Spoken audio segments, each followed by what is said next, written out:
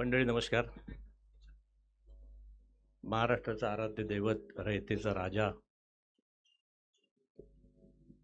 आणि या हिंदुस्थानमध्ये ज्याने रयतेसाठी अनेक आचारसंहिता निर्माण केली, कायदा निर्माण केला,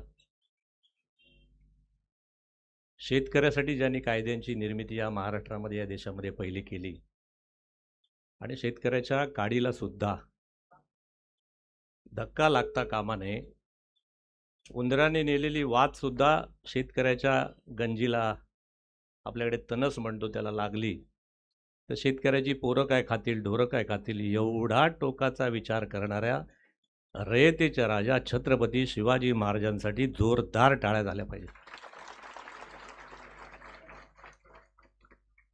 कारण महाराजांच्या पदस्पर्शाने आपली कोकण भूमी पवित्र झालेली आहे आणि याच महाराजांच्या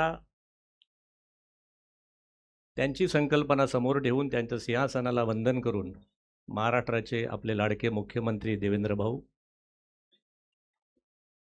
आणि आपल्या ज्यांचं खरं म्हणजे दोन मित्रांचा वाढदिवस एकाच दिवशी,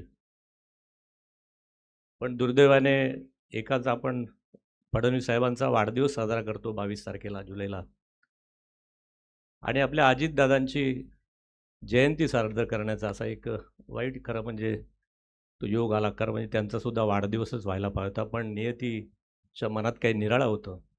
या दोन्ही मित्रांचा वाढदिवस एका दिवशी, कालच मला वाटते आपला फ्रेंड मैत्री दिन साजरा झाला. या दोघांच्या मैत्रीचं नातं शाबूत ठेवण्यासाठी म्हणून महाराष्ट्राच्या महसूल मंत्र्यांनी एक निर्णय घेतला की या दोन मित्रांच्या वाढदिवसाच्या निमित्ताने सगळ्या महाराष्ट्रातल्या रयतेसाठी काही निराळं काम करावं आणि या सगळ्या झंझावातामध्ये आपल्या या कणकवलीमध्ये आज सिंधुदुर्गातल्या अनेक महसुली अडचणी सोडवण्यासाठी आपल्या समोर आलेले,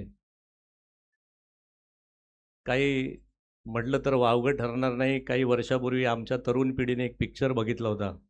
त्या पिक्चरचं नाव होतं नायक, ज्याला आपण अनिल कपूरला त्या भूमिकेत बघितलं होतं. आणि मी बावनकुळे साहेबांसोबत 3 दिवस त्यांच्या संपूर्ण प्रचार दौऱ्यात आहे. बावनकुळे साहेब, मला त्या अनिल कपूरची आठवण झाली. आलेला प्रश्न तातडीने तिथल्या तिथे सोडवण्याची प्रचंड ऊर्जा असलेले. हॅट्स ऑफ टू बावनकुळे साहेब. म्हणजे मला विश्वास आहे पालकमंत्री साहेब नितेशजी, निलेशजी, माझे सगळे सहकार्यांना, की वर्षानुवर्ष खितपत पडलेले आपले महसुली अनेक प्रश्न असतील, ते प्रश्न सोडवण्याची धमक असलेली असा महसूल मंत्री आज आपल्या कोकणात आलेले आहेत. मी रायगडला त्यांच्यासोबत होतो, रत्नागिरीसोबत होतो, आणि महसूल खातं कसं चालवावं ह्याचं एक आदर्श उदाहरण त्यांनी दाखवून दिलं.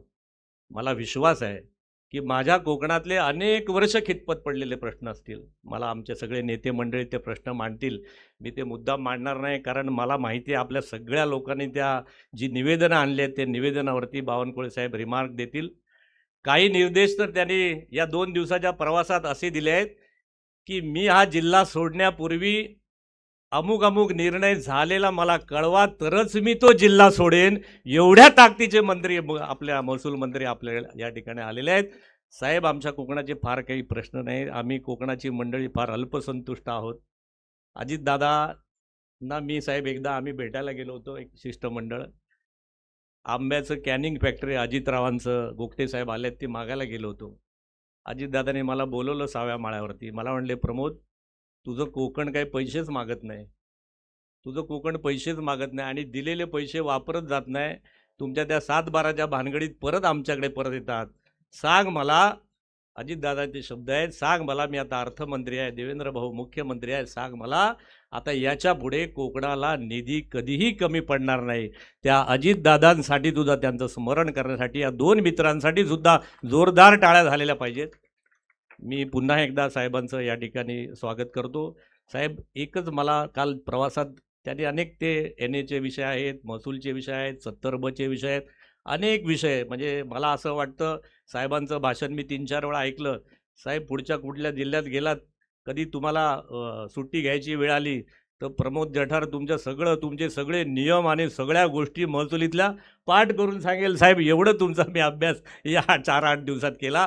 असो, साकवाचे विषय साहेबांना मी सांगितले होते. आमच्या कोकणामध्ये साकव हा एक प्रकार असा आहे आणि त्या साकवाच्या जागा सगळ्या महसुलांकडे असतात, महसुली करतात. साहेबांनी मी काल एक विषय सहज कानावर घातला. ते म्हणले, प्रमोद, यापुढे रत्नागिरी सिंधुदुर्गातले सगळे साकव, त्यांची जागा, त्यांचं संपादीकरण करणं आणि त्याच्यावर पुन्हा साकव बांधणं, त्याच्यासाठी वाटेल तेवढा निधी देण्याचं काम मी महसूल मंत्री म्हणून करेन. जोरदार त्यांच्यासाठी आपण टाळ्या वाजवू. मला वाटते बाकीचे आमचे आमदार महोदय अनेक गोष्टी त्यांच्या कानावर घालतील. जय हिंद, जय महाराष्ट्र. धन्यवाद. ताज्या अपडेट्स आणि ताज्या बातम्यांसाठी आजच सबस्क्राईब करा आपला Sindhudurg digital news channel. Like करा, शेअर करा, कमेंट करा आणि महत्त्वाचं म्हणजे बेल आयकॉनला क्लिक करायला विसरू नका.